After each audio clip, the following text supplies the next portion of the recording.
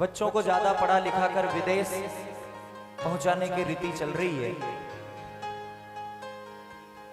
मैं तो चाहूंगा कि बच्चों को कीर्तन में लाया करो, क्योंकि अगर आपने एक बार विदेश आपके बच्चे को भेज दिया, चाहे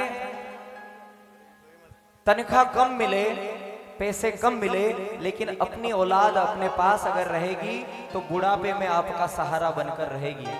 और अगर आपने सोच लिया कि विदेश जाए तो फिर वो विदेश के बनकर रह जाएंगे। एक लखनऊ की घटना है, क्योंकि ये बाबूजी वाला भजन है इसलिए ये बात कह रहा हूं। एक लखनऊ की घटना है, एक दंपति के दो बेटे, खूब पढ़ाया लिखाया और विदेश भेज दिया।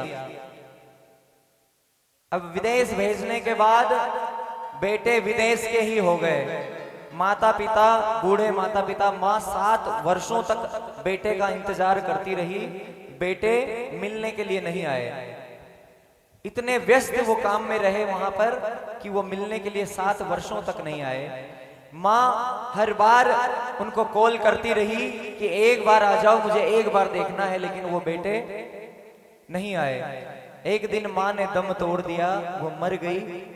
उसके बाद पिता ने बेटों को फोन लगाया कि तुम्हारी माँ इस दुनिया में नहीं रही है, अब उसका अंतिम संस्कार करने के लिए आ जाओ। एक बेटा आया 2 दिन बाद में, एक बेटा आया 2 दिन बाद में। जैसे ही वो अपने घर पर आया, पिता ने पूछा भैया नहीं आया? छोटे बेटे ने कहा कि पापा, भैया को काम ज्यादा था, तो भैया ने कहा कि मां मरी है तू चला जा, जब पापा मरेंगे तब मैं चला जाऊंगा। भैया विदेश का कल्चर बिल्कुल अलग है। पिता के पैरों की जमीन खसक गई, जिनको लाड़ प्यार से इतना पाल पोस कर इतना बड़ा किया, और आज ये बात सुनने को मिली। पिता अंदर गया और अपने आप को गोली मार ली। ये लखनऊ की घटना है, सत्य घटना है। अपने आप को गोली मार ली और वहां से खत मिला उनके पास से, जिसमें लिखा था, बेटा पढ़ रहा था कि बेटा भैया से कहना कि मैं दोनों का कार्यक्रम करके आ गया हूं, अब तुझे जाने की जरूरत नहीं है। अब आया है तो ये दोनों पुण्य कमा कर चला जा, हम दोनों का क्रियाकर्म कर दे। तो भैया ये ऐसी विडंबना है, बच्चों को कीर्तन में लाया करो। अगर हमारे देश में कम पैसे मिलेंगे, 5 लाख की जगह 2.5 लाख मिलेंगे, 2.5 लाख की जगह अगर 50,000 1 लाख भी मिलेंगे, अगर आपका बेटा आपके पास है तो जीवन भर आपके साथ रहेगा, आपके बुढ़ापे का सहारा बनेगा। इसलिए विदेश मत भेजो। आजकल की विडंबना है, पिता परिवार में बड़ा दुख पाता है, माता भी परिवार में बच्चों के द्वारा बड़ा प्रताड़ित किए जाते हैं। जिनको पाल पोस कर इतना बड़ा करो, आज वो पापा को चुप कर देते हैं। और घर में जब बहू आ जाती है तो पता नहीं फिर हालात कैसे बदल जाते हैं। एक बेटा अपने बाबूजी को वृद्धाश्रम छोड़कर आ गया। इतना लाड़ प्यार उस बेटे को किया, बेटा वृद्धाश्रम छोड़कर आ गया, और बेटा भी अपने पापा से बड़ा प्यार करता था। जब वो वृद्धाश्रम छोड़कर आ गया, उसके बाद उसे 2 दिन 3 दिन उसे नींद नहीं आ रही थी। वो करवटें बदलता था अपने पापा की याद में। और जो पापा के दोस्त, जो पापा के साथ रोज टहलते थे, उनके भी कुछ ताने उसे सुनने को मिले। तब जाकर उस पिता और बेटे की कहानी के रूप में, उस वृद्धाश्रम की कहानी के रूप में भोपाल के संजय जी ने ये बड़ी सुंदर कविता लिखी है। और उन्हीं की एक कविता जो बेटी वाली मैंने गाई थी, वो बड़ी प्रसिद्ध हुई, बड़ी वायरल हुई। आज ये वही संजय जी का लिखा हुआ वो दूसरी कविता मैं गा रहा हूं। जब बेटा अपने पापा को वृद्धाश्रम छोड़कर आ जाता है। उसके बाद वो 2 दिन 4 दिन बाद वापस पापा को लेने जाता है। तो वो जो 2-4 दिन के अंदर उसके साथ में जो वाकया होता है, वही बात इस भजन में है। आप सभी गौर से सुनिएगा, कोई भी इस भजन में उठकर मत जाना।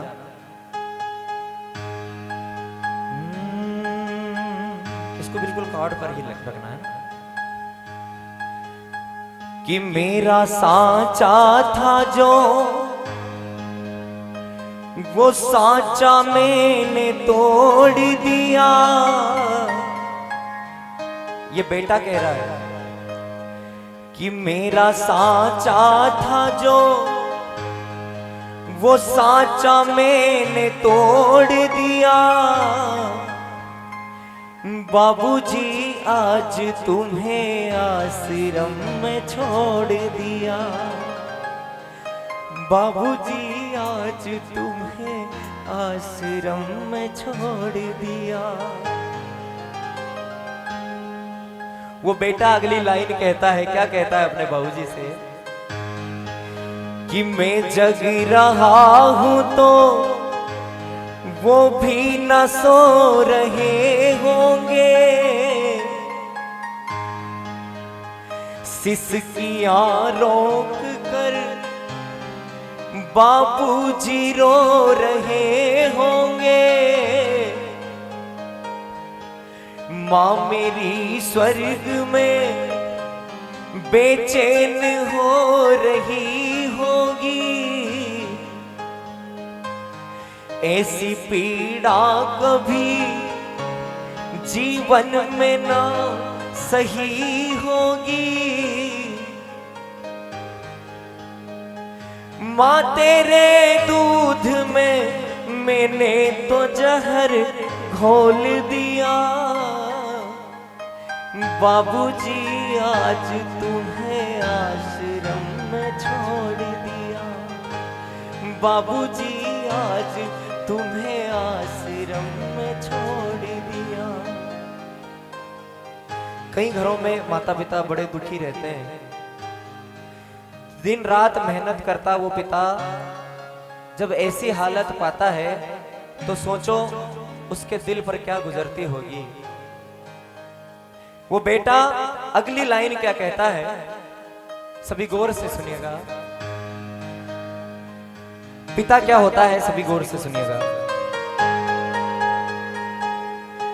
कि मेरे पुरखों की वो तो आखिरी निशानी है। मैं तो किरदार हूं, पापा मेरी कहानी है। कोई देखे मुझे तो नाम तेरा लेता है। पूछ लेता है कि क्या तू उन्हीं का बेटा है। अरे जिसमें दिखता था मैंने शीशा वही तोड़ दिया। बाबूजी आज तुम्हें आश्रम में छोड़ दिया। कभी भी जब बेटे की शादी नहीं होती है तब तक कभी भी हमने नहीं सुना कि बेटा अपने माता पिता को वृद्धाश्रम छोड़कर आ जाता है। लेकिन शादी के बाद पता नहीं क्यों ऐसा माहौल बन जाता है कि ये स्थिति आ जाती है। हमारे देवास के भी वृद्धाश्रम में आप जाकर देख लो, कई माता पिता वहां पर भी हमारे दिनेश भैया हैं, बड़ी सेवा करते हैं। आप एक बार जाकर देखो वहां के हालात, कितने सुंदर सुंदर, कितने बूढ़े माँ बाप है वहां पर। जो अपने माँ बाप से प्यार नहीं करता, जो अपने माँ बाप का नहीं है, तो दुनिया में कोई देवी देवता उसके साथ नहीं है। अगर घर में आपके माँ बाप खुश नहीं है तो फिर कोई भी देवता आपसे खुश नहीं हो सकता है। वो बेटा फिर प्रायश्चित करता है और अगली लाइन क्या कहता है, सभी गौर से सुनिएगा। पिता क्या होता है, मेरा मौला मेरा वाहे गुरु भगवान है वो, चर्च की प्रार्थना पांचों पहर अजान है वो। हम जिन्हें ढूंढते मथुरा में और मदीने में, शिव के सावन में या रमजान के महीने में, अरे वही मूरत थी जिसे आज मैंने तोड़ दिया। बाबूजी आज तुम्हें आश्रम में छोड़ दिया, बाबूजी आज तुम्हें आश्रम में छोड़ दिया। वो बेटा अपने आप को कोसता है कि आज मैंने जो व्यवहार मेरे पापा के साथ किया है, घर के हालात को देखते हुए, वो व्यवहार कल मेरी औलाद भी मेरे साथ में करेगी, इससे कोई भी नहीं छुपेगा अगर जो अपने माँ बाप के साथ ऐसा करेगा। वो प्रायश्चित करते हुए वो बेटा फिर क्या कहता है, सभी गौर से सुनेगा। उम्र जो तेरी है वो उम्र मेरी भी होगी, आंखों में चश्मा तो हाथों में छड़ी भी होगी।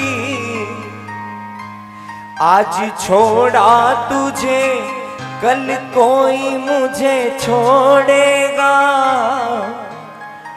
थोड़ा सिसकेगा थोड़ा मेरी तरह रो लेगा। ओ जिन आंखों का मैं तारा था उन्हें फोड़ दिया।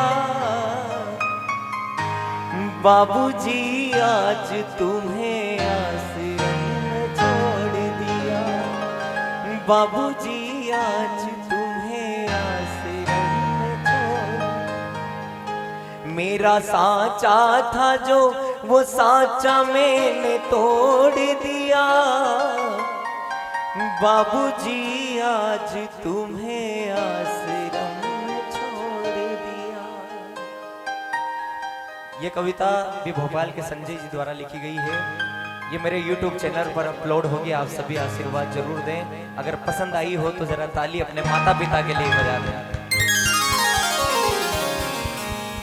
एक अरदास